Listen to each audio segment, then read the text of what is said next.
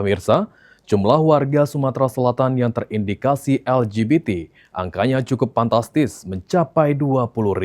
Jumlah tersebut berdasarkan temuan penyakit HIV/AIDS serta adanya grup media sosial. Kasus LGBT yang semakin terang-terangan di media sosial menjadi perhatian serius oleh pemerintah Provinsi Sumatera Selatan. Melalui Dinas Pemberdayaan Perempuan dan Perlindungan Anak atau PPPA Provinsi Sumatera Selatan.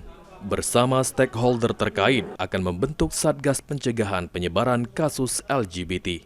Bahkan menurut Kepala Dinas PPPA Provinsi Sumatera Selatan, M. Zaki Aslam, saat ini sekitar 20.000 warga Sumatera Selatan terindikasi LGBT dan didominasi oleh usia produktif di bawah 40 tahun.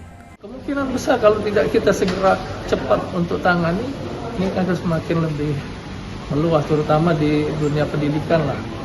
Kita pencegahan di tingkat anak-anak, remaja, dan lingkungan keluarga terutama.